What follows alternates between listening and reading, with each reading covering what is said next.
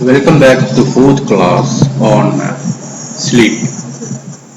Now in this class, we are going to discuss the characteristics of the two phases of sleep, the NREM and REM sleep. So this chart is taken from chapter 136, section 11, neurophysiology of your GK Pal. This is an easy way of integrating all the features of the different sleep forms. So it's very important that you learn this chart. It will be helpful for your exams. Let us discuss each one by one.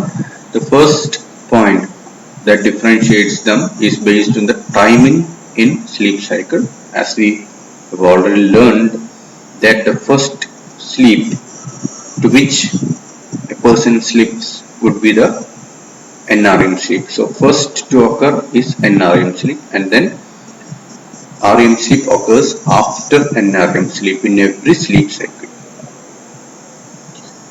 The second point is duration in normal adults. In normal individuals, normally if you take the duration, that means if you remember the previous class, the hours of sleep, if you integrate all or add up all the hours of sleep, you will see that 75% of the total sleep would be spent in NREM sleep. Only 25% is spent in REM sleep.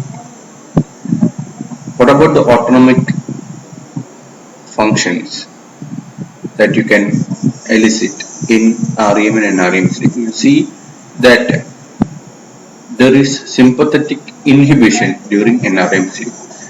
It means that you are mostly in a very relaxed, parasympathetically active state when you are in NREM sleep, that too in the stage 4 or the last stage of NREM sleep, where there is sympathetic inhibition. You will have all the parasympathetic predominant features like low heart rate, low blood pressure, and less respiratory rate.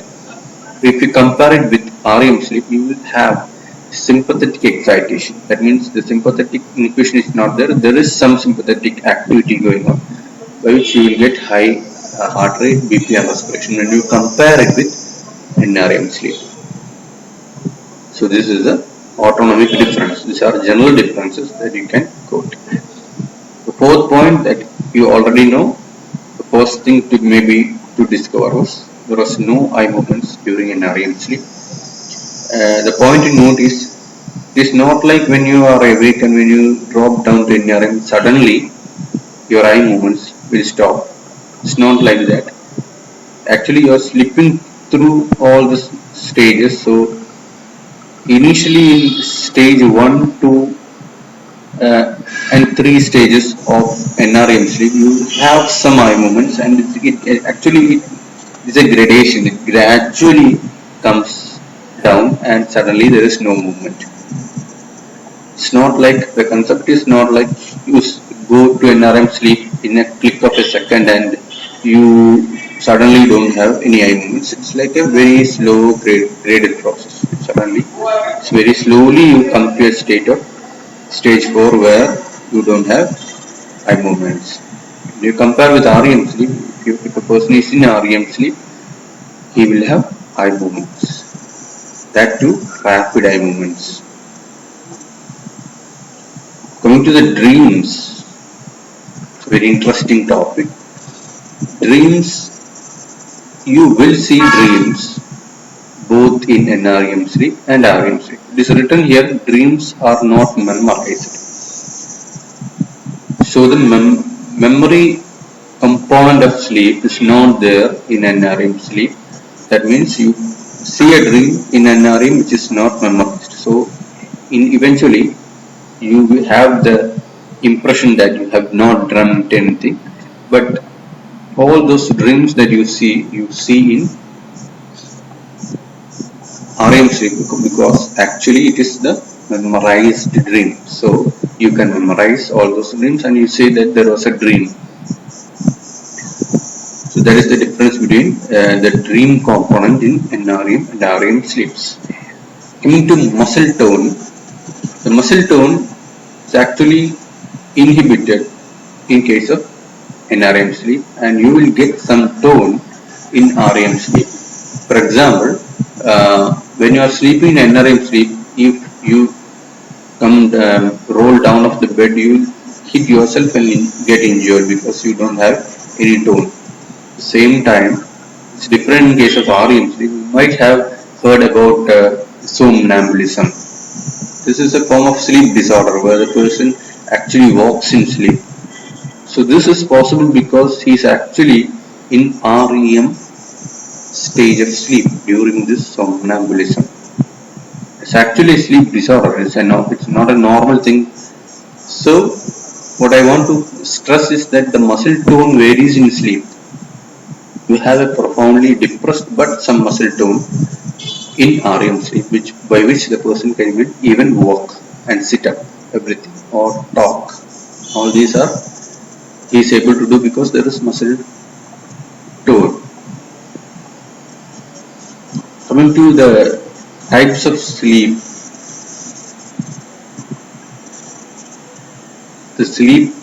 when the sleep lightens in an REM sleep, and there is a deep sleep in NREM sleep. So the type of sleep is deep in NREM. We have already discussed.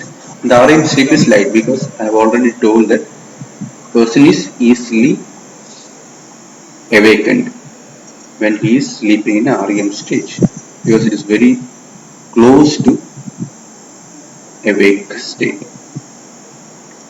We will discuss the EEG waves separately because actually this electroencephalogram studies, we have to take it very seriously and we should actually acknowledge the EEG changes because by this method of sleep study that we were able to categorize NREM, even the NREM sleep into stage 1, 2, 3 and 4. So we have a separate slide on EEG waves, and then about mechanism we will study in detail. It's actually an undergraduate question about the theories of sleep. So the mechanisms we will deal in separately in detail. When you move on to the next slide, now this slide will actually give you, this is also taken from the same textbook, just to show you the EEG patterns in different sleep forms. Because there is an awakened state which is actually higher up. Here you can see which is the awake state, and you can see the EEG pattern in yellow. This is the awake state. Second, actually this should have come because actually we sleep through REMs, then we come to stage 1, stage 2, stage 3 and stage 4. So if you see REM sleep and when you compare with awake state, you can see you have to acknowledge two things. One is the frequency, one is the wavelength. If you see the frequency, this is a high frequency wave. This is called the beta state, beta waves. These are called beta waves. If you come here in REM sleep, we can see that there is mild increase in the wavelength and a decrease in the frequency with something called PGO. We will learn this separately. PGO stands for pontogenicular occipital spikes. That means the reason for these spikes are activation of the pontine, geniculate and occipital areas of your brain. So that is PGO spikes.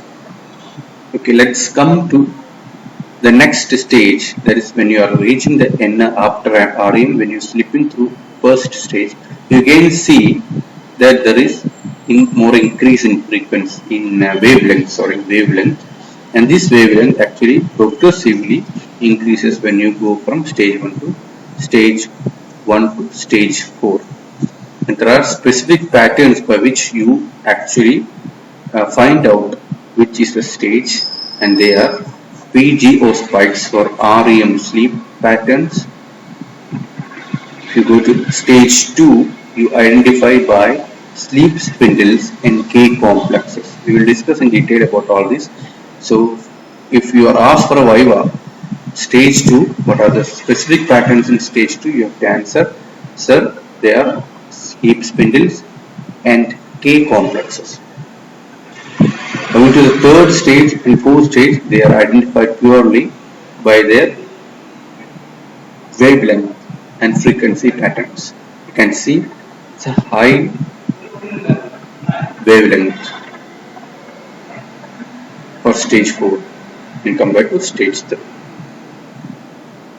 Now we'll discuss each stage of NREM sleep in detail. If you come to the stage 1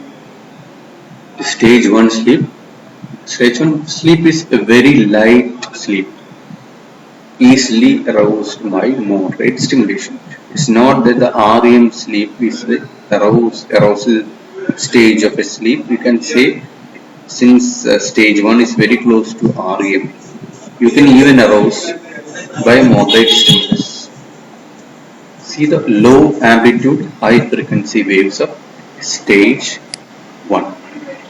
Coming to stage 2, this is a light form of sleep. There is further lack of sensitivity and activation of arousal. The EEG patterns, sleep spindles. So this is what I was telling you, sleep spindles, the first identifying feature of stage 2. Their burst of alpha-like activity is 10 to 14 Hertz waves. This is the wavelength, and 10 to 14 is the frequency.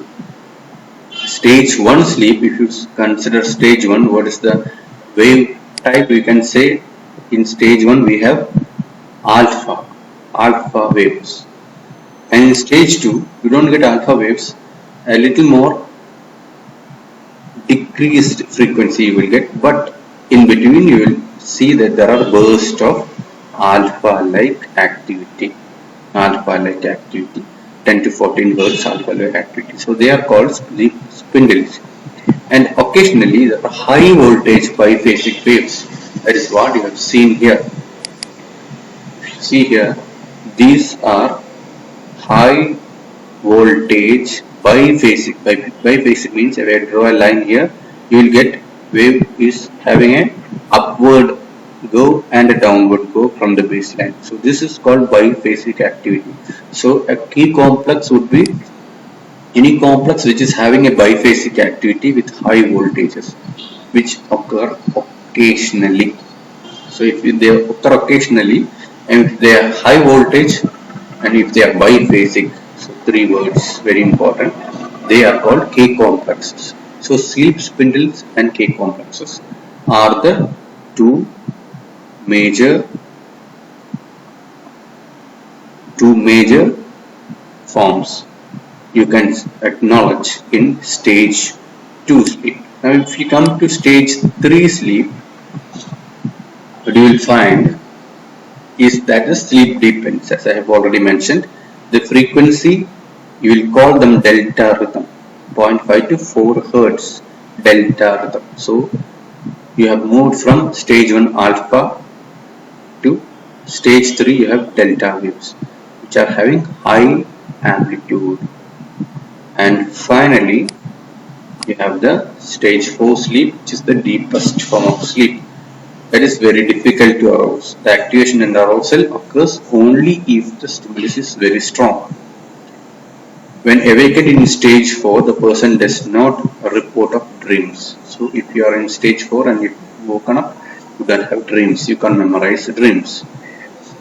The EEG shows maximal slowing with large waves. So you have already seen those large waves. So rhythmically slow wave indicating marked synchronization. So this is the 4 different waves of NREM sleep. Coming to your REM sleep, what you will see is that the greatest relaxation cannot be easily aroused by sensory stimulus. The tone of the skeletal muscles in the neck will be decreased markedly. The other muscles keep their tone, but there is a locus ceruleus dependent relative paralysis of voluntary activation, sometimes associated with thrashing about as if they are acting out of the dream. So this is what the explanations for REM sleep. Rapid saccadic rowing eye movements occur. The heart rate and respiratory rate are irregular, indicates dream state. When awakened, 80 to 90% of time, people report of dreams. Coming to the EEG patterns, rapid low voltage waves resembling alert awake state. Brain is highly active, metabolism increased as much as 20%. This is also called the paradoxical sleep paradox, that a person can still be asleep despite marked activity in the brain. So that is why it is also called paradoxical sleep, and the NREM sleep on the other hand is called slow wave sleep. Now let us discuss about this PGO spikes, pontogeniculo-occipital spines, large basic potentials in group of 3 to 5. You can see them. They originate in the pons and pass rapidly to the lateral geniculate body, from there to the occipital cortex. In other words, it means that there is occipital area activation. Now we will see about the theories of sleep.